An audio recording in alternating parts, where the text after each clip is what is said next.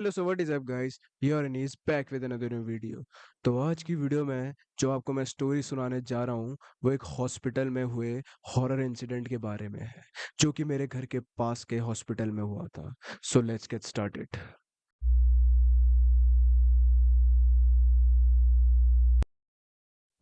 ये लगभग 2010 के शुरुआत की बात है।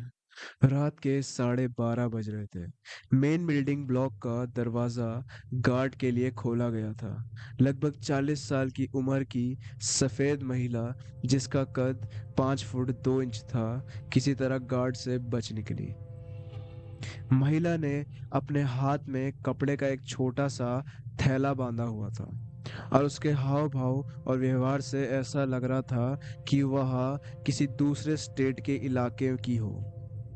रिसेप्शन पर पहुंचकर उसने डेस्क पर बैठी महिला को अपनी आवाज में अभिवादन किया, और दर्द भरी आवाज में उसने पूछा, मैडम, क्या मैं सिर्फ 5 मिनट के लिए श्री बादल पांडे से मिल सकती हूँ?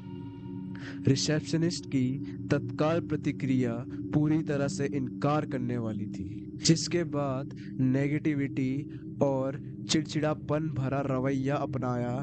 डेस्क पर बैठी महिला ने जवाब दिया, रात के लगभग 1 बज रहे हैं और आपको अंदर आने किसने दिया? क्या आप पागल हैं? गांव की महिला ने अपनी आवाज में ज्यादा दर्द और दोनों हाथ जोड़कर कहा, मैडम, कृपया नाराज ना हो। मैं उनसे मिलने के लिए बहुत दूर से आई हूँ। कृपया आप मुझे सिर्फ 5 मिनट के लिए अनुमति दें। अस्पतालों के कुछ नियम होते हैं। मुझे सच में खेद है, लेकिन मैं आपको अंदर नहीं जाने दे सकती। आप बाहर प्रतीक्षा कक्ष में या हमारे हॉस्पिटल के परिसर में प्रतीक्षा कर सकते हैं, और कल सुबह पहले विजिटिंग आवर्स में उनसे मिल सकते हैं। रिसेप्शनिस्ट ने शांत और बेहतर तरीके से जवाब दिया। निराश और हताश होकर गांव की महिला ने कहा, मैडम, ईमानदारी से कहूँ तो मेरे पास इतना समय नहीं है, क्योंकि मैं 2 से 3 घंटे में ही इस शहर से निकल जाऊंगी, क्योंकि मेरा टिकट कंफर्म हो चुका है। यह कहते हुए वह महिला गिड़गिड़ाने लगी और रोने लगी। इससे रिसेप्शनिस्ट थोड़ा भावुक हो गई और अपना निर्णय बदलने में कमजोर हो गई।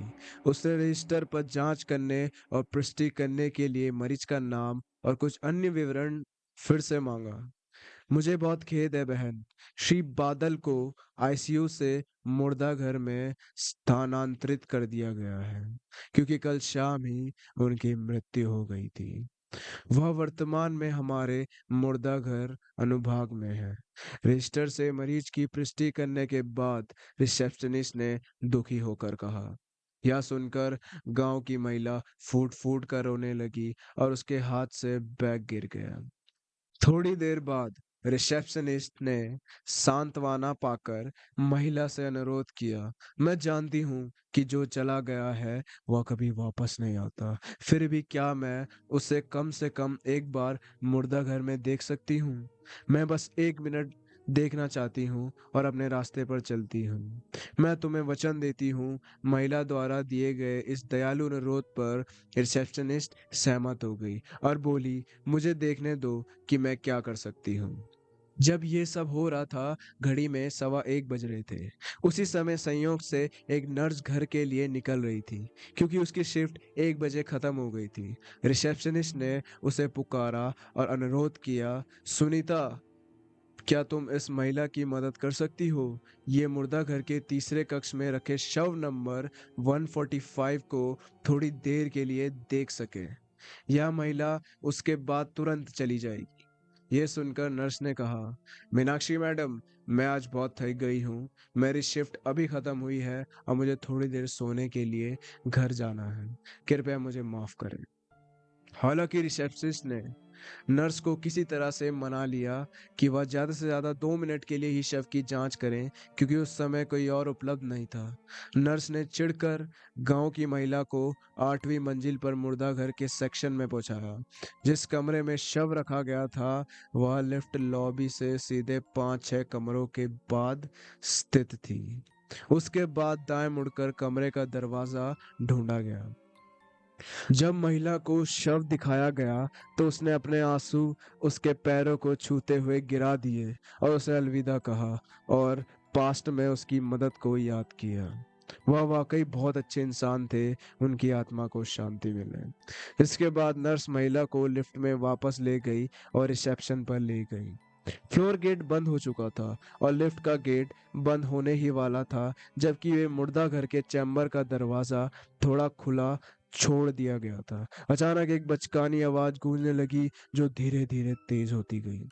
वह सुनकर गांव की महिला ने आवाज के स्रोत की ओर देखा तो देखा कि करीब 10 साल की एक छोटी बच्ची लिफ्ट की ओर बढ़ रही थी। उन्हें इशारा करके उसका इंतजार करने के लिए कह रही थी।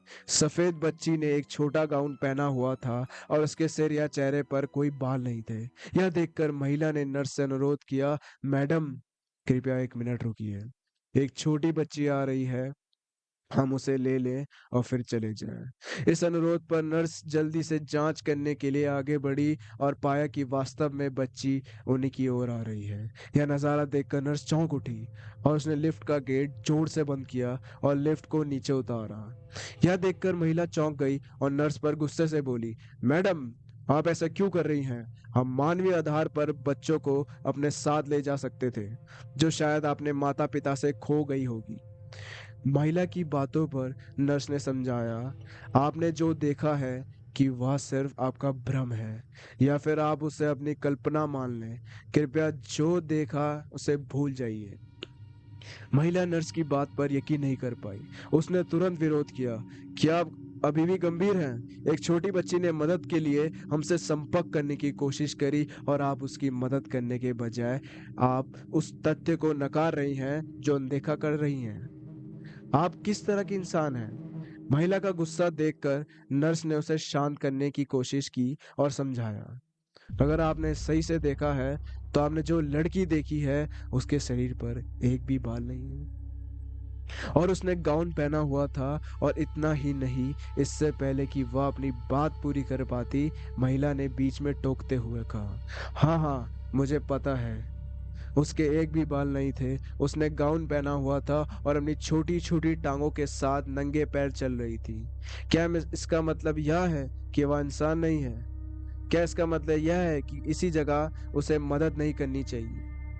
लिफ्ट में मौजूद नर्स से महिला के इस विरोधात्मक सवाल पर नर्स ने धीरे से जवाब दिया, हाँ आप सही कह रही हैं, वह अब इंसान नहीं रही।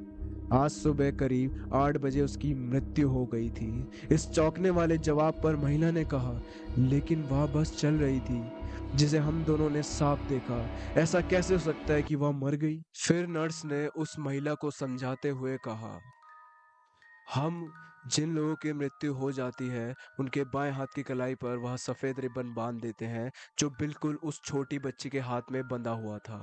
तो जो भी आपने देखा उस सबको भूल जाइए। इस पर वह महिला मुस्कुराते हुए कुछ ऐसा बोली कि ये जो सुनकर आप सब लोगों की रूह कांप जाएगी। कहीं आप इस रिबन की बात तो नहीं कर रहे हैं जो मेरे बाएं हाथ की कलाई पर बंधा हुआ है? होप करता हूँ गाइज आपको ये स्टोरी पसंद आई होगी। स्टोरी पसंद आएगी तो इस वीडियो को लाइक करें, चैनल पर नए हो तो चैनल को सब्सक्राइब करें, यानी को सब्सक्राइब करें और शेयर ज़्यादा से ज़्यादा करें मेरी वीडियो को। And thank you so much for watching. जय श्री राम, बाय।